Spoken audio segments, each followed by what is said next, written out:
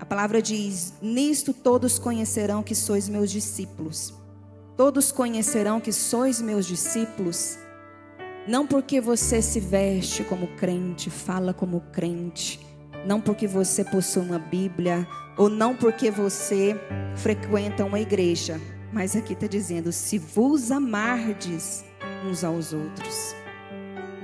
Aqui já está explicando a marca do cristão: amor. E esse amor não é um amor qualquer. Amém? Vamos lá para a introdução. O amor dentro da vida no Espírito não pode ser tratado como uma virtude isolada. Ele é um fundamento estrutural de toda a vida espiritual. Onde o amor não está estabelecido, nada do que parece espiritual se sustenta com autenticidade. A grande distorção está em tentar viver o amor como prática aprendida, quando na verdade ele é uma natureza recebida. Diga: eu recebi. Aleluia. O homem natural tenta amar e se esgota. O homem gerado pelo Espírito manifesta amor porque essa vida já foi implantada dentro dele.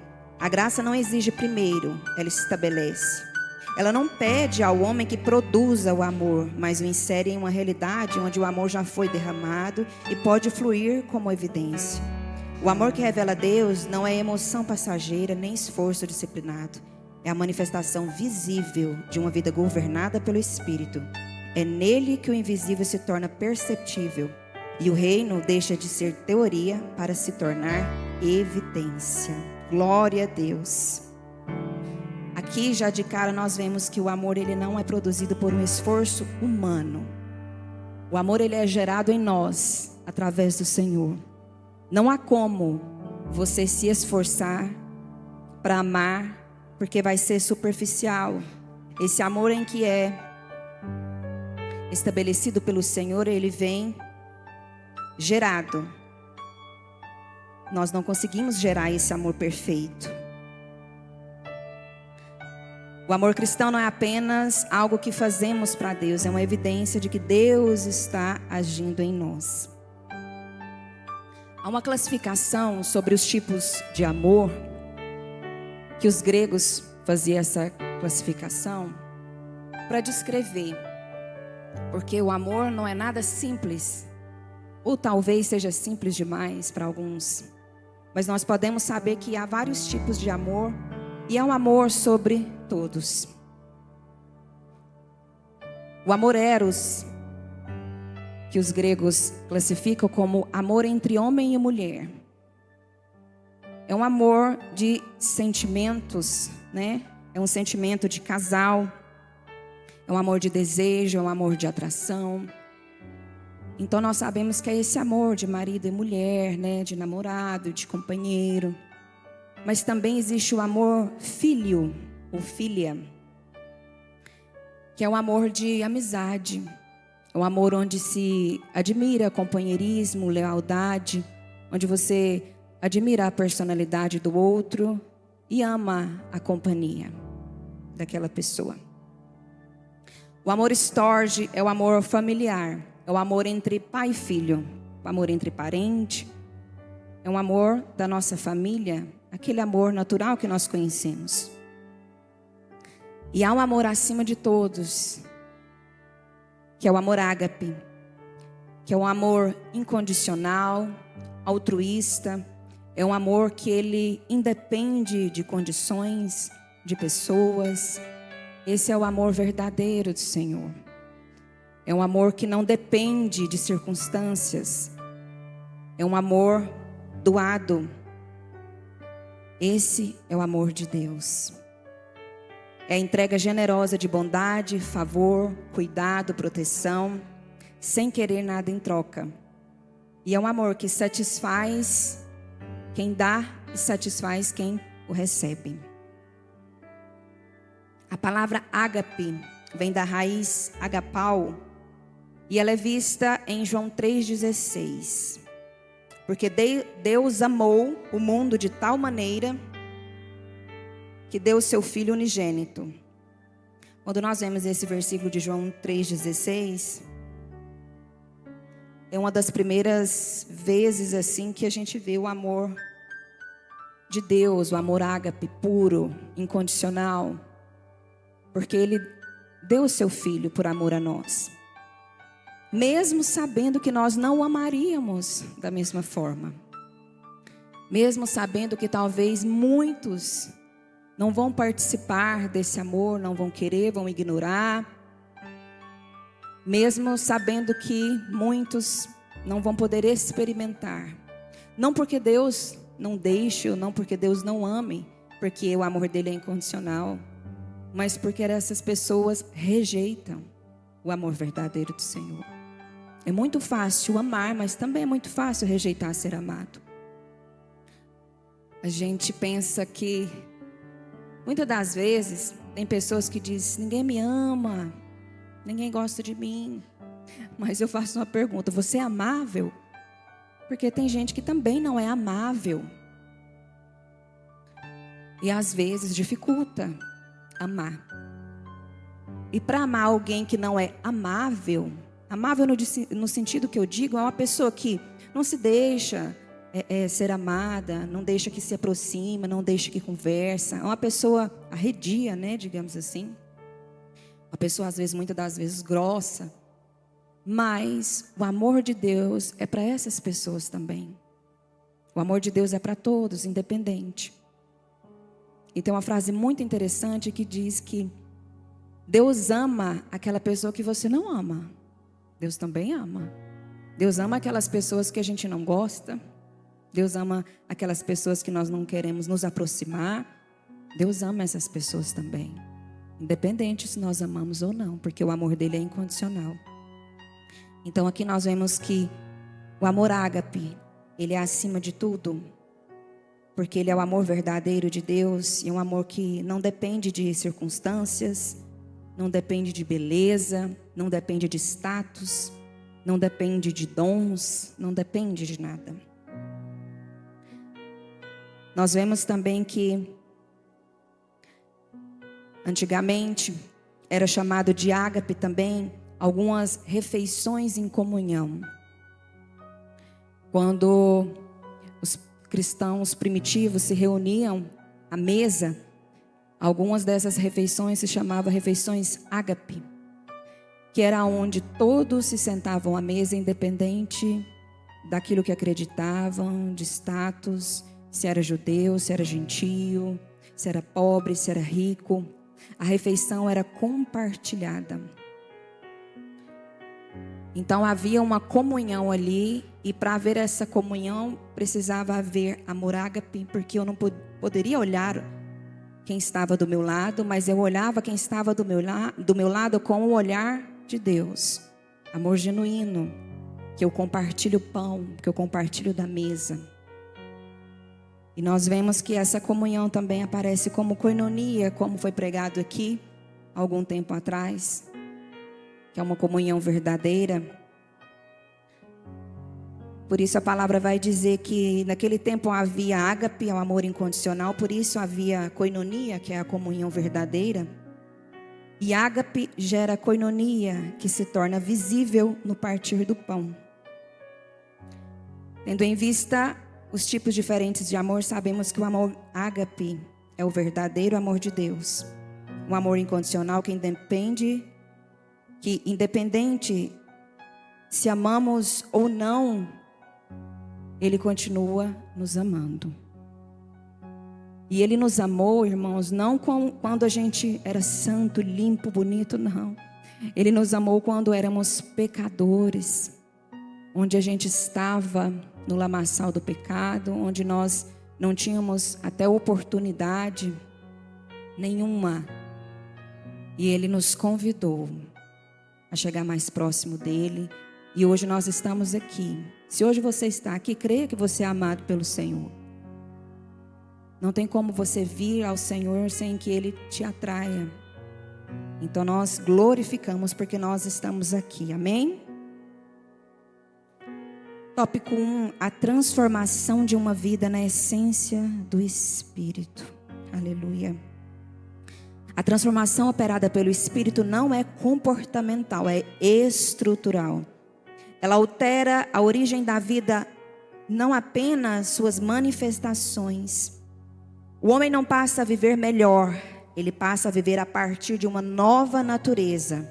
O amor não é o resultado final dessa transformação, ela é o fundamento que sustenta toda a nossa vida. Aleluia. A revista faz uma afirmação importante.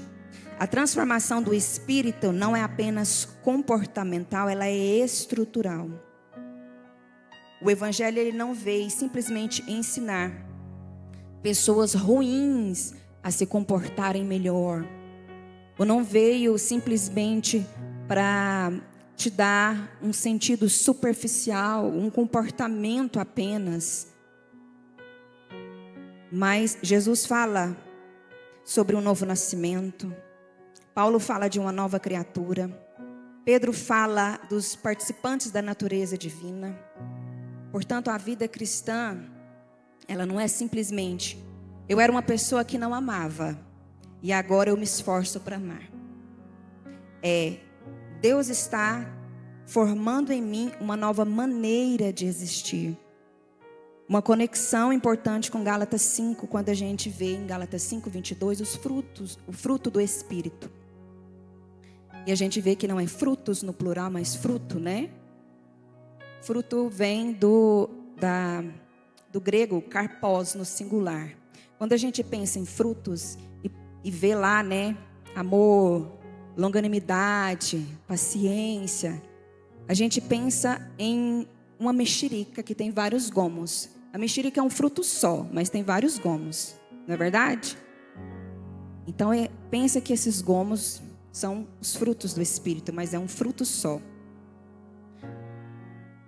E isso ajuda a gente a compreender, já foi explicado na aula aqui, quem veio, sabe que o fruto ele não é produzido por nós, mas ele é gerado em nós. E o primeiro fruto, lá de Gálatas 5, 22, é o amor. Se você não tem amor, você não tem os outros frutos. É simples assim. Não é que eu tenho só um fruto. Eu tenho só paciência. Não tenho amor. Eu não tenho fé. É impossível você ter só um. Ou você tem todos, ou você não tem nenhum.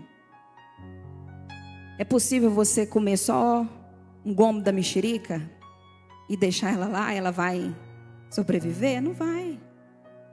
Vai murchar, vai morrer. Então, se eu tenho um, eu tenho todos.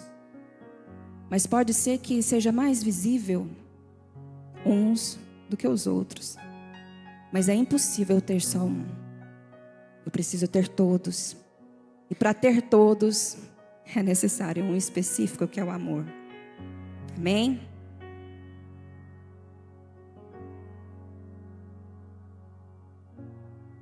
Isso.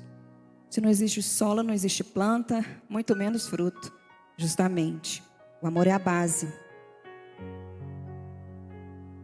Lá em 1 Coríntios 13, vai dizer o seguinte.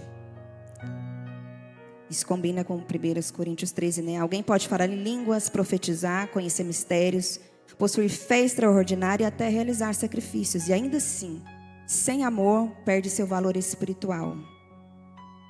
Porque eu posso ter conhecimento bíblico, dom, cargo, eloquência, experiência ministerial. Posso me vestir bem, falar bem. Eu posso me comportar como um cristão. E ainda assim, precisar amadurecer o meu caráter. Isso, posso falar até a língua dos anjos. Mas sem amor, não se sustenta. Amém? Porque dom revela aquilo que Deus pode fazer através de mim. Fruto revela aquilo que Deus está formando em mim. E o fruto não é meu. O fruto é gerado em mim e ele permanece em mim se eu permanecer na fonte. Eu só tenho o fruto se eu estou ligada à fonte. Se eu não estou ligada à fonte, eu não tenho fruto. E eu não gero fruto sem a fonte principal. E eu posso também gerar fruto se eu estiver na fonte errada.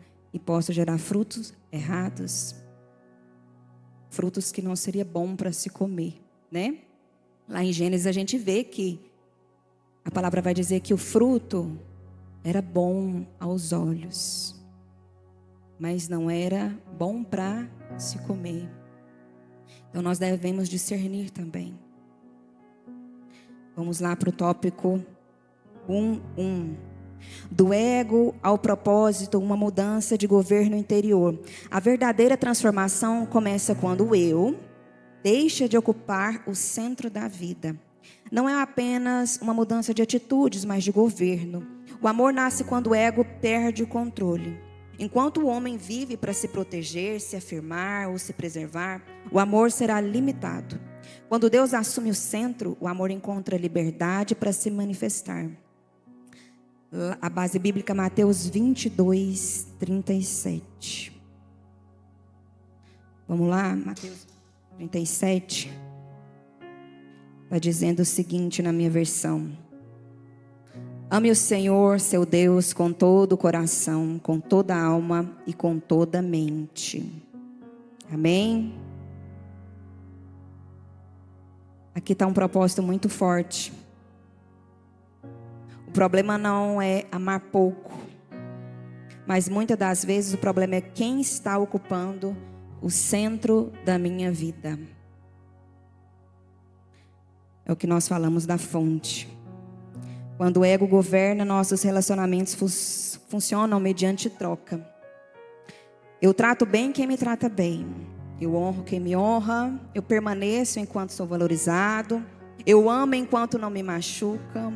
Mas Jesus apresenta outro padrão, totalmente diferente. E é muito diferente daquilo que nós esperamos, né? E aqui, em Mateus 5:44, vai dizer o seguinte: amai os vossos inimigos e orem por aqueles que os perseguem. Esse amai aqui, em grego também é ágape, o amor verdadeiro. Então está dizendo que, por que eu devo amar meu inimigo se ele não me ama? A pergunta não é por quê, a pergunta é se. Se eu estou em Deus, se eu sou amado por Deus, eu amo porque Ele me ama e automaticamente eu vou amar, independente se Ele me traz algo de bom ou não. É difícil amar o inimigo? Sim, quando esse amor é produzido por nós. Mas é totalmente fácil e às vezes você pega até sem entender por que você não age da mesma forma com aquele que te feriu. Porque esse é o amor de Deus, ele foi gerado em você. É um fruto e ele está permanente. Então, isso é impossível para o ego. Por isso, o amor cristão é evidência da ação sobrenatural de Deus. O amor do reino começa justamente onde termina a lógica da reciprocidade.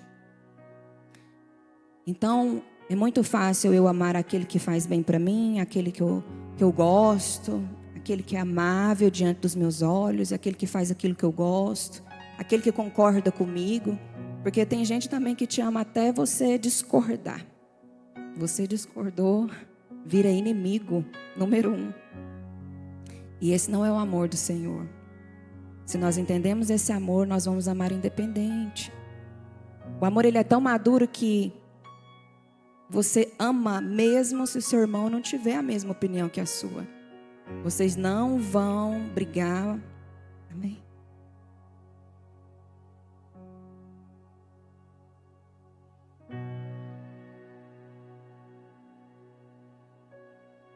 Justamente. Está chegando a época. Começou hoje, né, pastor? Começou hoje a política. Tem muitos irmãos que deixam de amar, né? Deixa de amar, fica sem conversar, porque não tem a mesma opinião. Então, essa não é uma prática cristã quando você está na videira, né? Quando você produz o fruto. Eu amo independente se eu concordo com a visão, se eu concordo com o partido político do irmão ou não. Nós vamos continuar amando, caminhando junto da mesma maneira. Não devemos brigar. Já começou hoje, então você fique ciente. Para poder pedir, Senhor, gera em mim esse amor. Não vou discutir com meu irmão, vou amá-lo. Vai ficar do mesmo jeito, amém?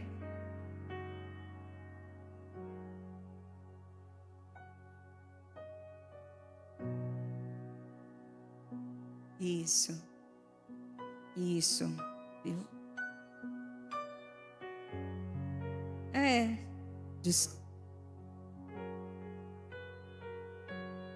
Discuto ideias e não sentimentos. Que fiquem de lição. Amém? Então nós não vamos discutir política, por política, né? Nós podemos discutir política. Nós podemos concordar ou não. Mas nós não podemos levar isso para o nosso coração. Amém? Vamos lá, nova vida na essência do Espírito, uma nova origem para viver. Aleluia.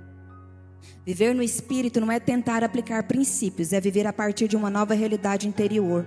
O amor deixa de ser uma exigência externa e passa a ser uma inclinação interna. Não é mais preciso amar, mas há em mim uma vida que ama. Isso é naturalmente. Isso muda completamente a prática, porque remove o peso da obrigação e ativa a responsabilidade da expressão. 1 João 4,7. Então o que acontece? Eu não preciso me esforçar. Não é algo que eu preciso amar. É automaticamente eu amo. É natural. Está em mim. Aquilo que está em mim transborda. Amém? João 4,7 diz: qualquer que ama é nascido de Deus e conhece a Deus. Vou repetir novamente. Qualquer que ama é nascido de Deus e conhece a Deus. João relaciona 3 coisas: nascimento, conhecimento de Deus e amor. Ou seja, quanto mais Deus transforma o interior do homem, mais a natureza começa a aparecer exteriormente. Por isso Jesus não disse: conhecerão que sois meus discípulos porque vocês sabem muita teologia ou porque vocês leem muito, mas é porque vocês praticam aquilo que já é uma essência natural. Se vos amar de uns aos outros, isso não diminui doutrina, dons ou conhecimento, apenas mostra que nenhum deles substitui o caráter de Cristo. Eu posso ter um exterior totalmente transformado, eu posso frequentar ambientes espirituais, mas o caráter precisa ser transformado. Porque é na convivência, irmão, não se sustenta. Ninguém se sustenta por si só para parecer aquilo que não é por muito tempo. Uma hora ou outra deixa escapar. A palavra diz que a boca fala do que o coração está cheio. Uma hora você vai perceber que quem governa aquela pessoa não é exatamente aquele espírito que você achava que governava. Por isso que o caráter, ele é essencial. Se eu não estiver em Cristo, eu falo em línguas, né, a língua dos anjos, eu tenho dons. E quem nunca viu alguém que tem dons, que fala com eloquência, que prega bem, que fala bem, mas que não tem um caráter de Cristo? Quem nunca viu? Eu já vi. Pastor.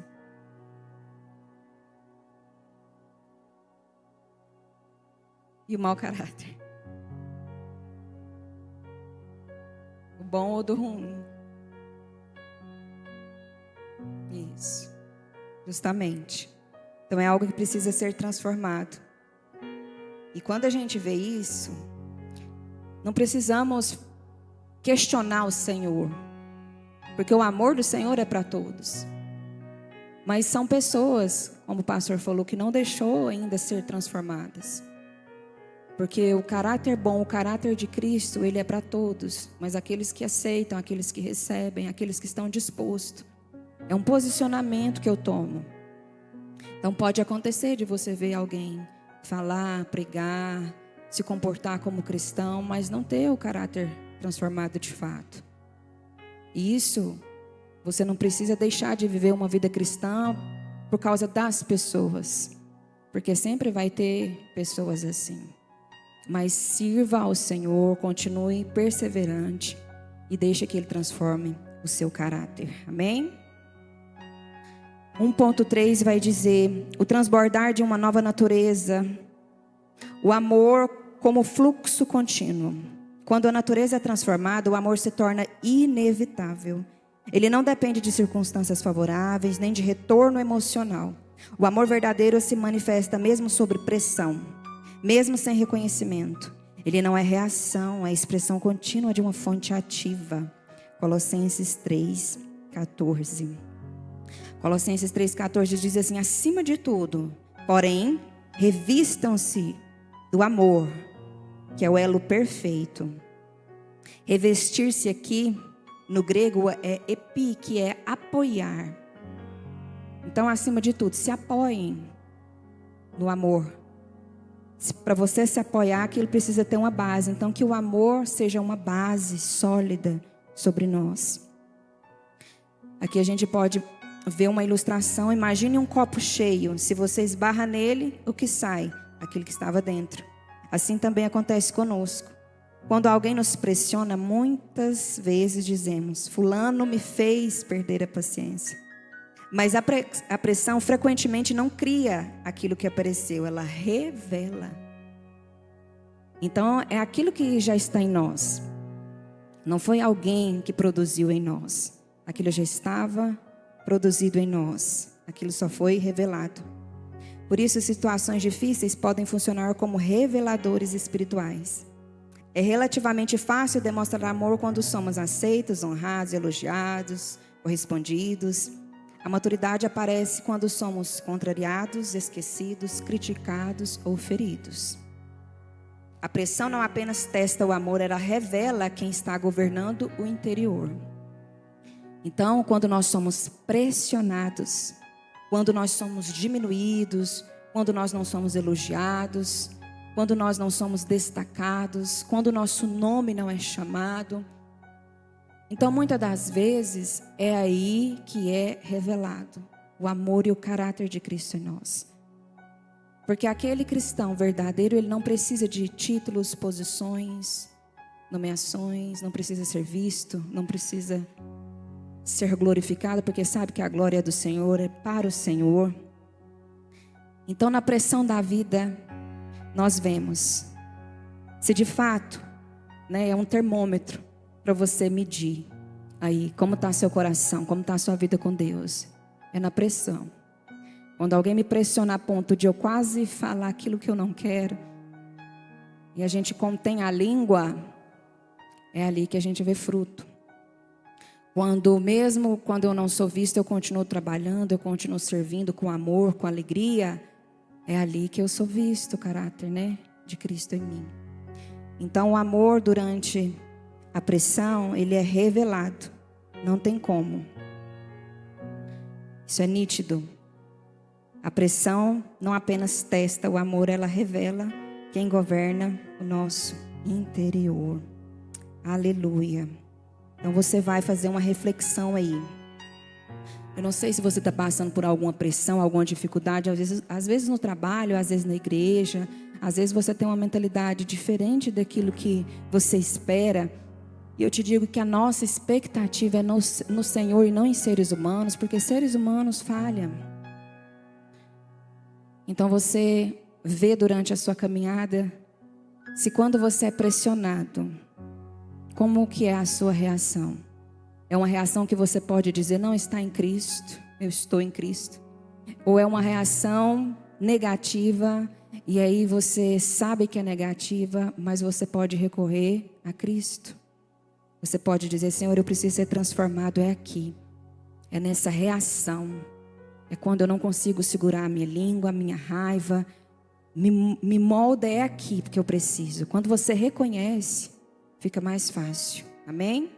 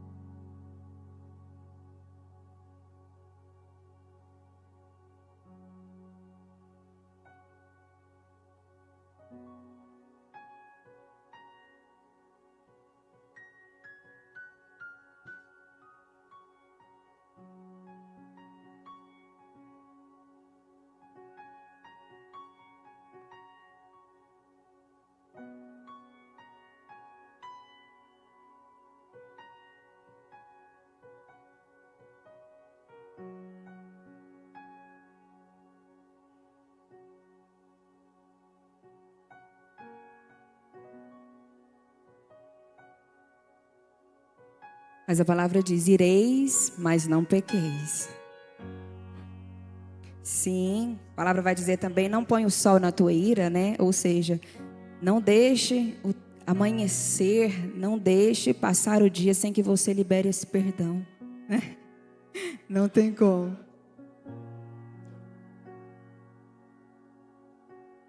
Mas a serpente, no caso, a prudência da serpente é que a serpente, ela não... Você já viu serpente andar em qualquer lugar? Ir para qualquer lugar?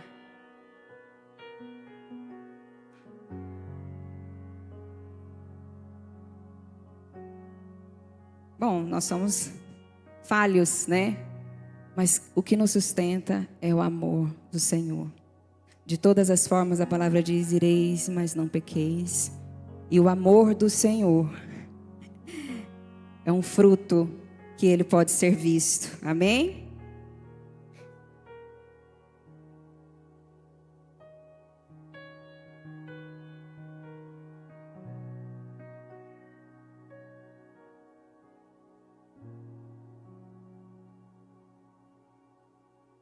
Isso.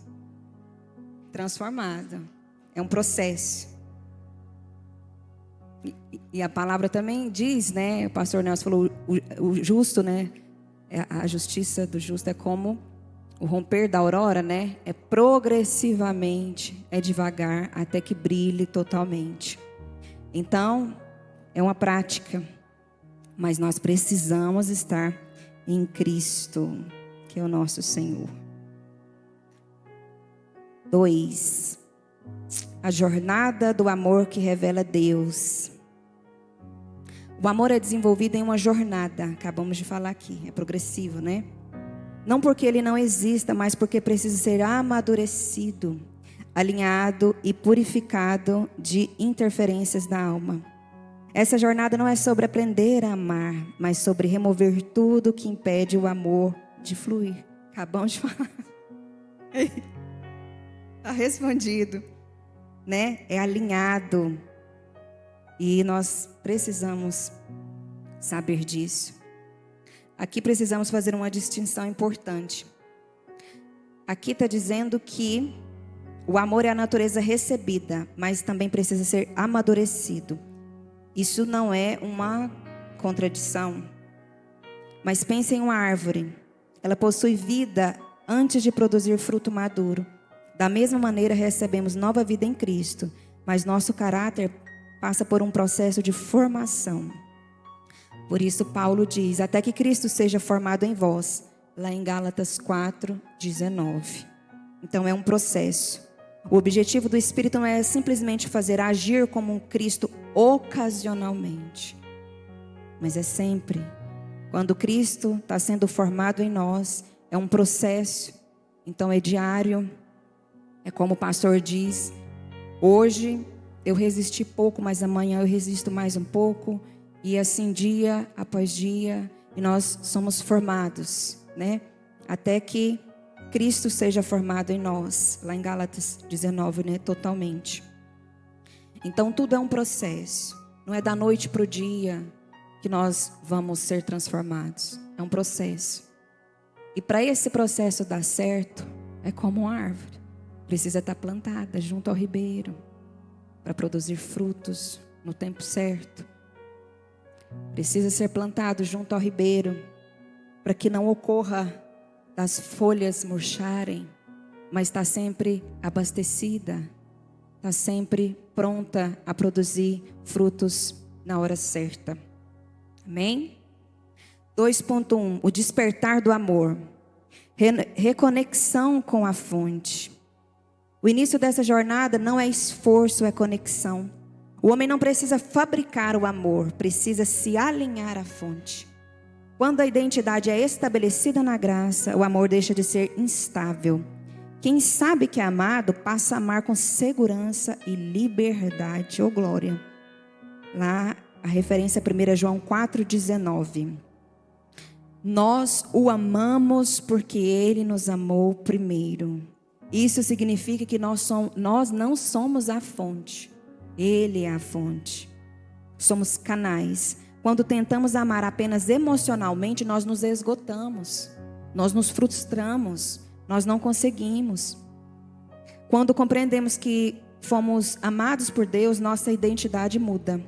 Quem sabe que é amado não precisa transformar cada relacionamento em uma tentativa de conseguir, de dar certo. Mas dá certo porque você tem identidade, é seguro de si, você tem liberdade. Você não precisa de validação, de recompensa. Você não precisa de aprovação. Isso liberta para o amor. Quem precisa desesperadamente receber de todos terá dificuldade para se entregar a alguém. Mas quem encontrou sua segurança em Deus pode amar sem transformar o outro em sua fonte. Amém? Eu não dependo do amor do outro. Eu não dependo se ele me ama. Eu não dependo se ele está comigo. Eu não dependo dele concordar comigo. Mas eu simplesmente amo. Isso não é de mim, é do Senhor. Eu não preciso receber para ficar bem, para me sentir amado. Eu sei que eu sou amado por Cristo, por Deus, pelo Senhor. E isso me basta. A graça do Senhor me basta.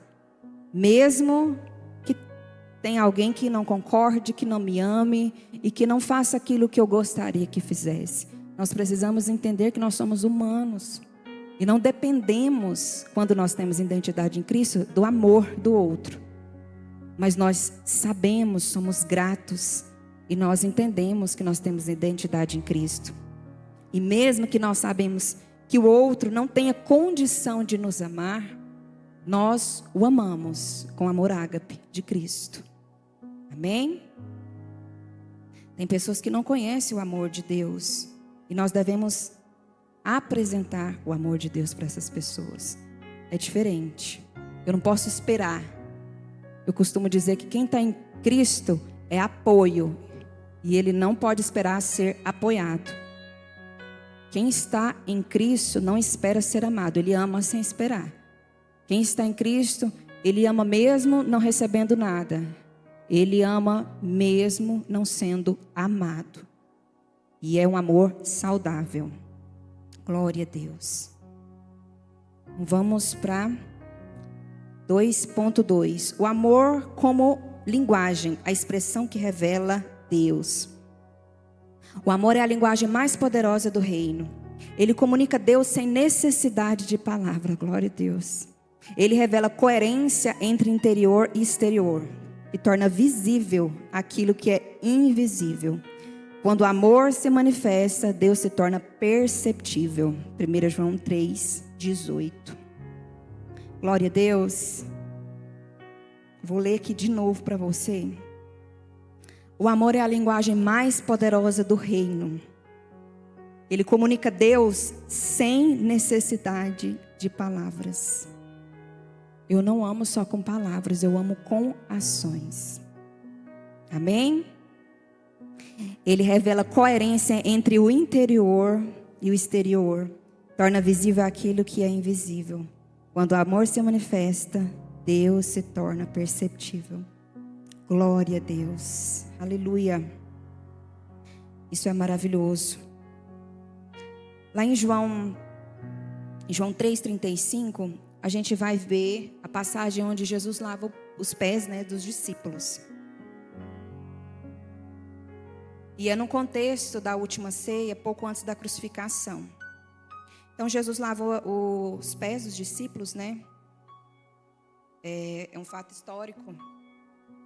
Quando você recebia alguém na sua casa, que você lavava os pés, aquilo era um ato de educação, de hospitalidade, onde, sem falar nada, apenas com o ato, eu queria dizer para você que você era bem-vindo, você poderia permanecer na minha casa e que você seria guardado e protegido. Amém? Então não tinha linguagem ali, mas era uma ação de amor. E essa ação, quando você chegava na casa, quem fazia essa ação de lavar os pés eram os servos, os menores da casa. Então os senhores, o dono da casa, não fazia essa ação. Mas quando Jesus faz ao contrário, que era o maior, ele lava os pés, ele torna algo interessante para nós e para aquelas pessoas da época. Jesus fala o seguinte, nessa ação: independente de status, independente de quem você é, você não tem status alto, aquilo cai diante da sociedade, diante da humanidade, se você realmente não entender o que você está fazendo para o outro, que é servir. Então, se eu prezo apenas por um status e eu não dou conta de servir o menor, o maior e tratar todo mundo da mesma maneira, diante de Deus é irrelevante. Qualquer status que você tiver. Então, Jesus faz algo incrível. Jesus lavou até os pés de Judas. E quando ele mesmo sabia que Judas o trairia. Vamos trazer hoje para nós. Se você sabe que alguém, entre aspas, é seu inimigo, não gosta de você, você lavaria os pés dessa pessoa? Lavaria, Simone? Não? Você lavaria, Gabriela, os pés? Você lavaria? Por quê? É difícil, não é? Você lavar os pés daquela pessoa que às vezes te humilhou, falou uma fofoca sobre você, e aí você se abaixa e lava os pés daquela pessoa. Mas lava verdadeiramente, porque Jesus, ele amou verdadeiramente. Mesmo que Judas o trairia, mesmo que ele sabia do que havia no interior ali de Judas, não muda quem Jesus era. O amor de Deus, ele faz isso conosco. Independente do que aquelas pessoas fizeram para nós, não muda quem nós somos diante das pessoas e de fatos. Isso não muda. Nós vamos amar, nós vamos servir com muito amor. É isso que Jesus está dizendo para nós. O que há em nós, a base que há em nós, a estrutura que Ele está formando em nós, ela é imutável diante das situações. Amém? Glória a Deus. 2.3. O caráter formado, constância como evidência de maturidade. O amor maduro não é instável. Ele permanece, mesmo quando não há o retorno. Reconhecimento, um ambiente favorável. Essa constância revela que a fonte não está nas circunstâncias, mas no Espírito. 1 Pedro 4.8, nós acabamos de falar isso. 1 Pedro 4.8 diz: o amor cobrirá a multidão de pecados. Isso significa esconder abuso, acobertar pecado ou impedir correção bíblica. A ideia está ligada à disposição do amor de não transformar cada falha alheia em motivo de ruptura, exposição ou vingança. O amor, ele sabe perdoar e ele sabe corrigir sem destruir. Esse é o amor de Jesus. É o amor que eu sei corrigir, exortar um irmão e ainda assim dar esperança de mudança para ele, sem que haja uma ruptura total.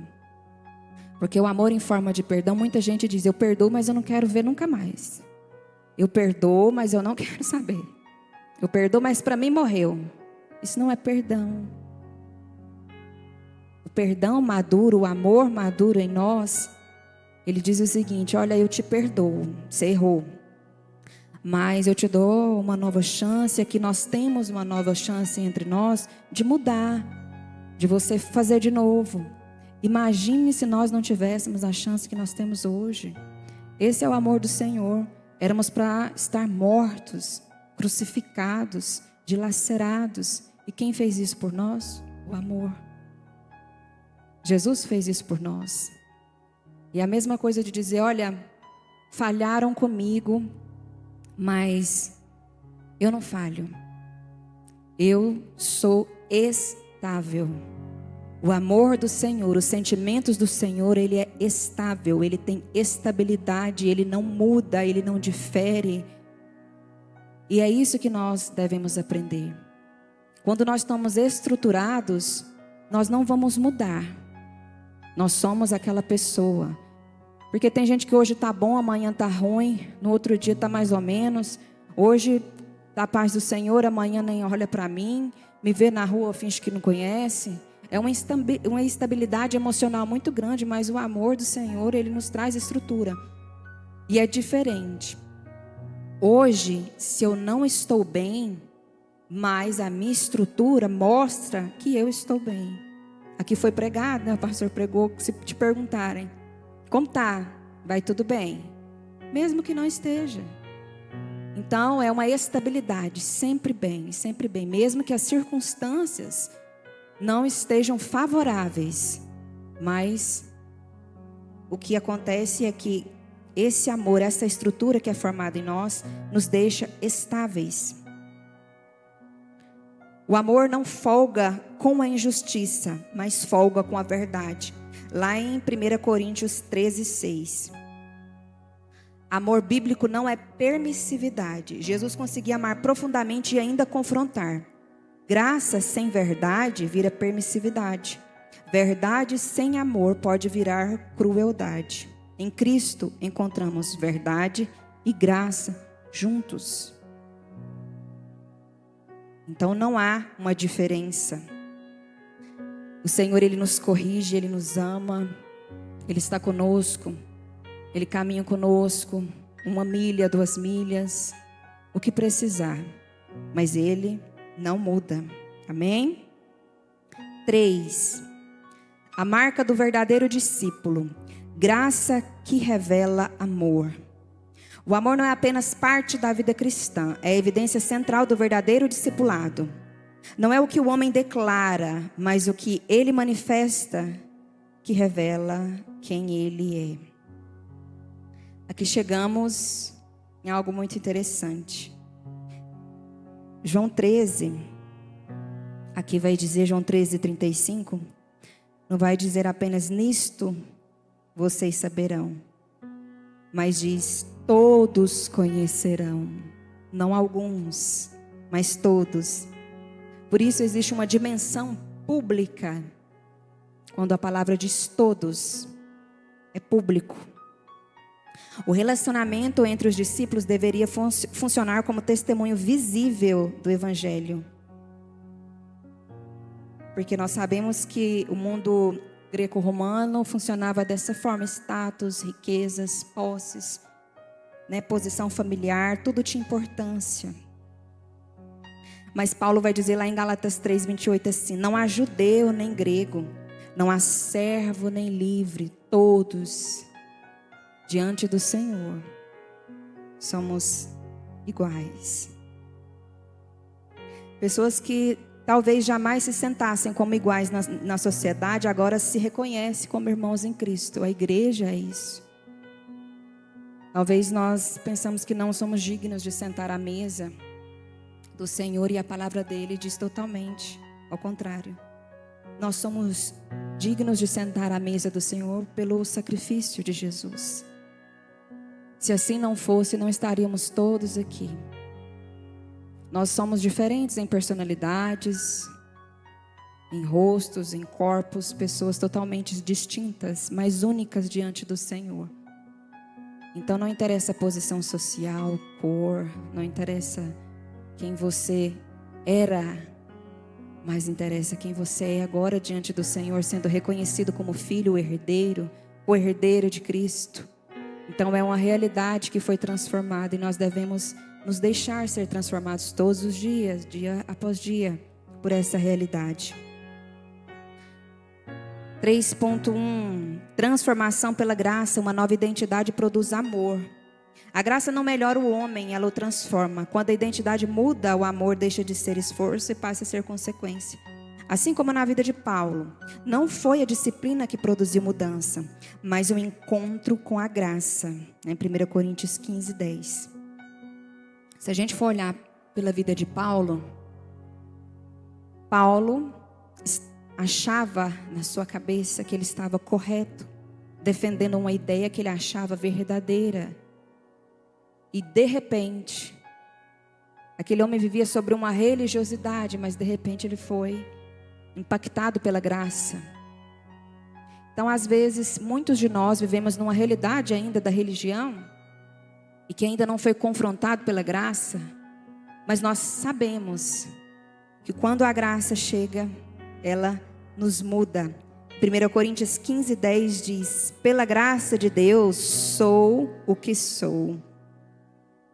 Antes disso ele perseguia cristãos. Depois do encontro com Jesus, um homem dizendo: quem enfraquece, que eu também não enfraqueça. Lá em 2 Coríntios 11:29.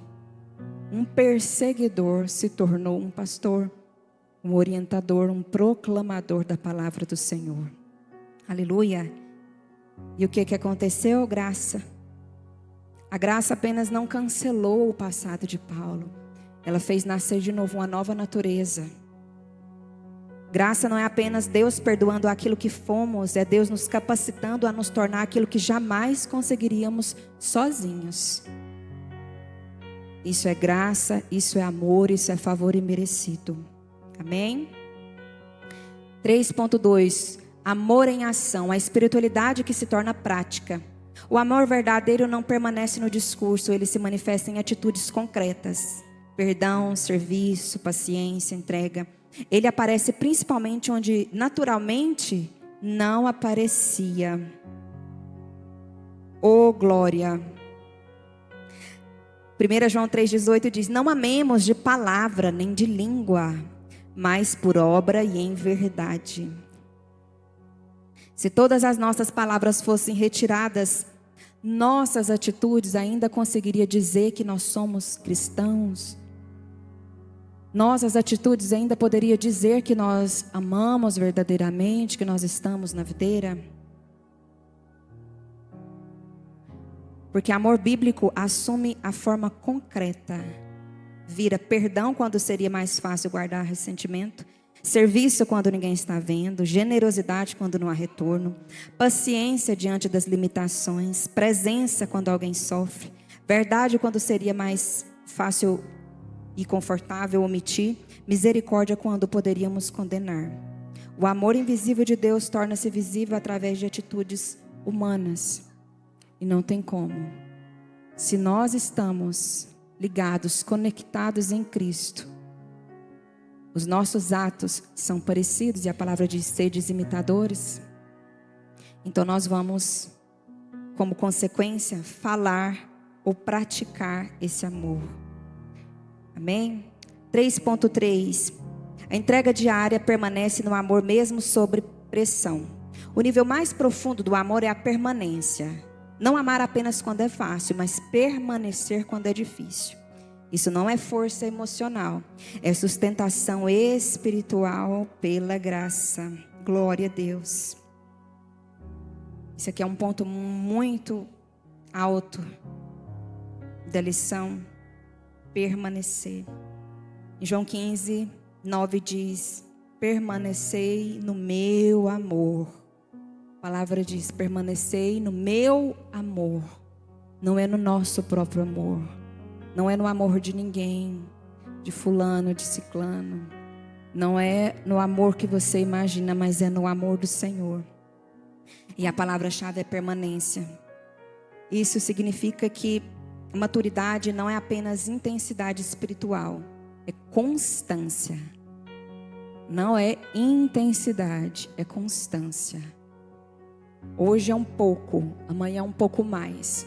Talvez no outro dia possa diminuir, mas a constância é todos os dias. Há pessoas intensas em cultos, mas instáveis nos relacionamentos. E Jesus aponta para algo mais profundo: permanecer.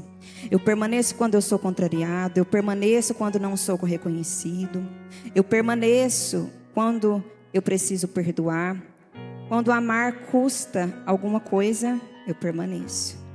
Então chegamos em João 15:3. Ninguém tem maior amor do que este, de dar a alguém a sua vida pelos seus amigos. Forte.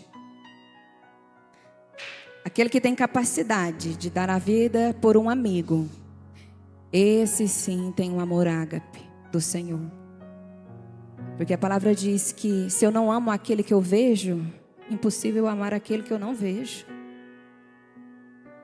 Se eu digo que amo meu irmão, eu preciso ser verdadeira nesse amor. Não só em palavras. Porque é bonito eu dizer: oi fulano, te amem, Jesus. Eu amo você. Superficial demais, irmão. Mas eu amo quando aquele irmão está em dificuldade, eu posso ajudar. Eu posso ajudar em palavra, eu posso ajudar em ato, eu posso ajudar em oração. Eu amo mesmo sabendo que eu não vou ter retorno diante disso. Isso é natural. Então esse é o amor da cruz. Conclusão. O amor não é um objetivo a ser alcançado, mas uma evidência a ser revelada. Ele não nasce do esforço humano, mas da vida gerada por Deus. Onde o amor governa, Deus se torna visível. Onde o amor permanece, o discipulado se torna autêntico. A essência da vida no Espírito não está no que fazemos para Deus, mas quando Deus é revelado através de nós. Glória a Deus. Aleluia. Se alguém perguntar como é o amor de Deus, aponte para a cruz. Romanos 5:8. Mas Deus prova o seu amor para conosco em que Cristo morreu por nós, sendo nós ainda pecadores. Não foi depois de melhoras, não foi depois que merecemos, não foi depois que correspondemos, foi enquanto ainda éramos pecadores. Por isso, a cruz destrói a lógica do amor baseado em merecimento. Deus não esperou encontrar em nós algo digno do seu amor, mas Ele nos dignificou com o seu amor. Seu amor é que começou a produzir em nós aquilo que não existia. Então nós sabemos que Jesus é o amor de Deus por nós, é a prova desse amor. Hoje nós estamos aqui pelo amor. O amor nos amou primeiro. Então nós sabemos que independente, lá em Romanos 8:38 vai dizer que nada pode nos separar do amor de Deus. Nem profundidade, nem altura, nem o presente, nem o passado, nem os anjos.